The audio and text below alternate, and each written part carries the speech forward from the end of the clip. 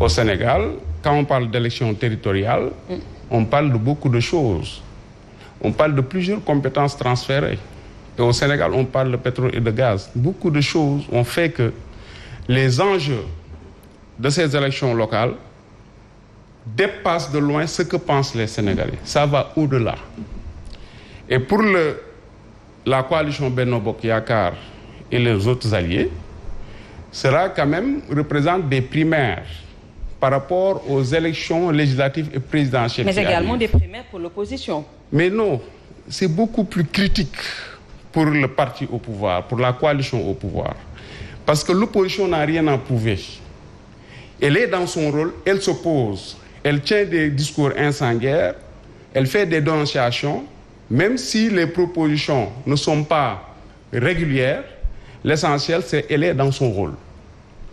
Si le pouvoir perd certaines collectivités centrales stratégiques, cela voudrait dire que le président de la République, lui, a une légitimité qu'il a gagnée lors des élections présidentielles passées, mais son équipe, ses collaborateurs, ne représentent rien en réalité dans leurs localités respectives.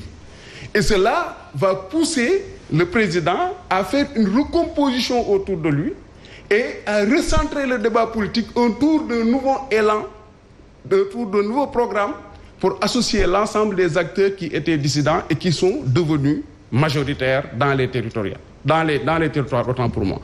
Donc, cela veut dire que ces enjeux ont fait que la tension est là, elle est pesante, elle est pressante.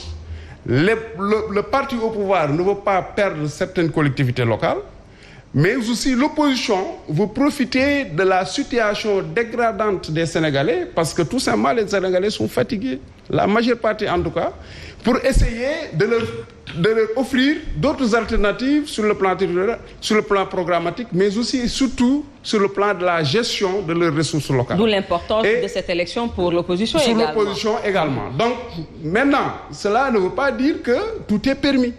Il faut que le débat s'articule autour des programmes et des propositions. Il faut que le débat soit un débat d'idées, mais pas une confrontation de muscles. Alors, il faut que les jeunes aussi prennent leurs responsabilités pour éviter d'être utilisés comme des chairs à canon. Il faut que aussi les acteurs politiques essaient de réviser, d'ajuster, d'améliorer leur discours en évitant les invectives et prioriser le débat programmatique avec des propositions à l'appui par rapport aux spécificités des différents territoires. Alors, Abdoulaye Mbow, vu ces enjeux que vient de décliner Seydou, est-ce que les différents appels des guides religieux ou encore cette initiative de la plateforme Union Langue avec sa charte contre la violence peuvent apaiser la sphère politique? En fait, oui, ça devrait être le cas, mais désolé de dire que ça risque de ne pas être le cas. Parce qu'ils sont nombreux à pratiquer la politique du fantôme. Et sur la route, ils seront confrontés à des zombies. Imaginez-vous un combat fantôme contre zombie, ce que ça pourrait donner comme conséquence. C'est pour dire c'est juste une métaphore pour dire qu'en réalité, la violence constatée d'ores et déjà risque d'aller crescendo, compte tenu justement des levées de boucliers constatées dans les différentes chapelles politiques, compte tenu des différentes prises de position. M. Doudouka a été accusé, il a été soutenu par son chef de parti, sa coalition et sa formation politique. M. Ousmane Sonko est soutenu par sa coalition et plusieurs points de l'opposition. Et aujourd'hui, un de ses principaux responsables parle même de tentative d'assassinat. Vous avez entendu M. Bougane Gueye, président de la coalition grande coalition Gomsobop, dire qu'il est au courant de l'attentat qui se prépare contre lui au niveau des Ziguinchor par rapport justement à son programme Tibetank.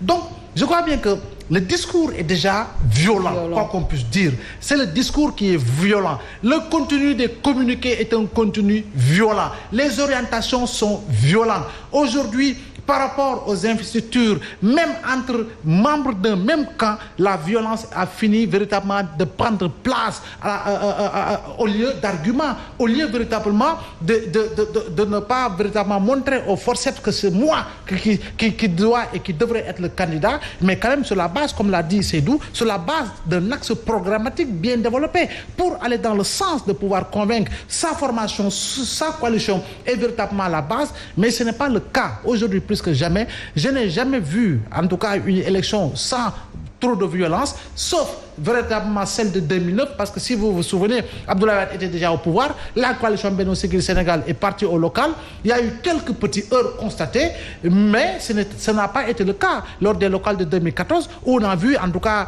des agressions politiques multiples, on a vu des revolvers sortir, etc. etc. Donc, pour ces élections de 2022, compte tenu de leur importance, parce qu'elles sont considérées comme des primaires par rapport aux législatives de la même année, et vous terminez par là, s'il vous plaît, Mbow. Donc, je crois bien qu'il faut quand même que l'ensemble des acteurs puissent revenir à la raison et se dire que ce n'est qu'une compétition et il appartient par rapport au changement du mode d'élection du maire qu'il appartient au Sénégalais. Alors c'est très rapidement sur ce sujet, l'ouverture hier de la session unique ordinaire de l'Assemblée nationale, le bureau qui a été renouvelé mais qui en réalité n'a pas été renouvelé parce qu'on retrouve les mêmes personnes. On a entendu hier les explications du député Aïmi Rouning, président du groupe parlementaire Benno Bokk Yakaar, mais le fait le plus important qui a retenu l'attention, c'est la sortie du président de l'Assemblée nationale sur ce sujet, cette affaire présumée de trafic de passeports diplomatiques, expliquant en réalité qu'on ne peut pas jeter l'opprobre sur l'Assemblée nationale parce que chaque député est responsable de ses faits et gestes. Oui, mais vous savez, Evelyne, le mal dépasse ses considérations. Aujourd'hui, qu'est-ce qui justifie qu'une épouse de député ou l'enfant de député puisse disposer d'un passeport diplomatique?